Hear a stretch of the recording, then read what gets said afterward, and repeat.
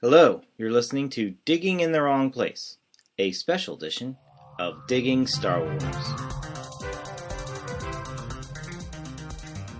Welcome into this special episode of Digging Star Wars.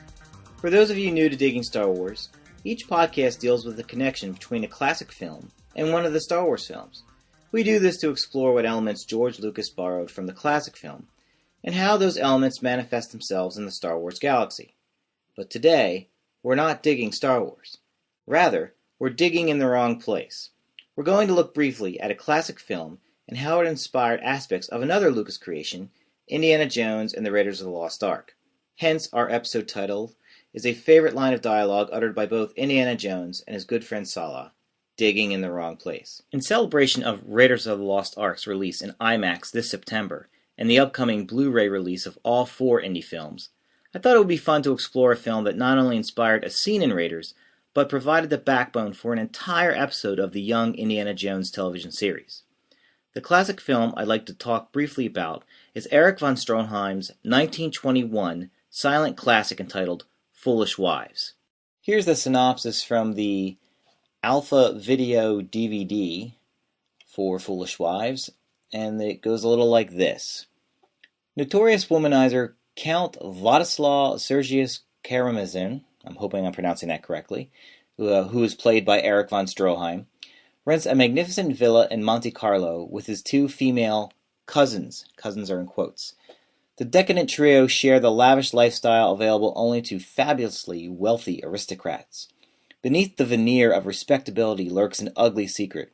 The trio are flat broke and finance their sumptuous existence through counterfeiting and the funds the Count is able to glean from the upper-class wives he coldly and very successfully seduces.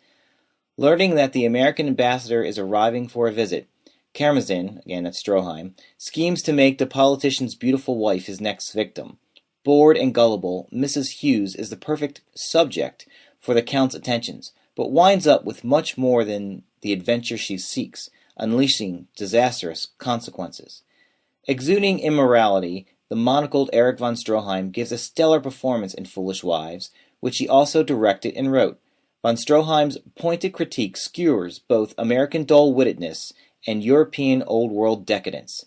Billed as the, quote, first $1 million movie, unquote, this powerful silent classic still shocks today.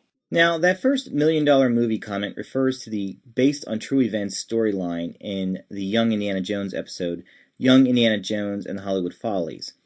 In the episode, young Indy works alongside an exhausted and equally young Irving Thalberg on a Hollywood lot. Together, Indy and Irving are trying to keep Stroheim's production of Foolish Wives, yes, the actual film Foolish Wives, close to budget and schedule. In reality, Stroheim was given a budget of $250,000 for Foolish Wives and wound up spending 3 times that on the picture. This is a great Young Indy episode and worth seeing. Now for the Raiders connection. In Foolish Wives, Stroheim's character, Count Karamazin, again, I'm probably butchering the name, so forgive me, is in a cabin with one of his latest female victims in one scene. When the young woman excuses herself to slide behind a changing screen to slip into something more comfortable, the Count grabs a round mirror and angles it in just the right angle and time to see the bare back of the woman changing her clothes. Sound familiar, Indy fans? That's right, shot for shot, it is the same scene with Belloc in his tent, watching Marion change out of her standard shirt and trousers into the iconic white dress she wears through the Well of the Soul scene. So there you have it. Foolish Wives provided Lucas with not only an entire episode of Young Indy, but one of the racy elements in Raiders. Foolish Wives is well worth watching, and it's easy enough to find either online or wherever classic movies are sold. I think I picked up my copy for $1 at a Boardwalk bookstore in New Jersey. I hope you enjoyed this quick diversion from the Star Wars universe.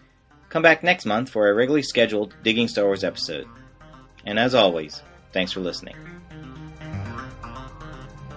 Digging Star Wars is produced by Mitch Media and has no connection to Lucasfilm Limited whatsoever. Copyrights for films, trademark characters, and related materials discussed in Digging Star Wars remain with their respective owners. For a list of references or source material, please send an email to diggingstarwars@gmail.com.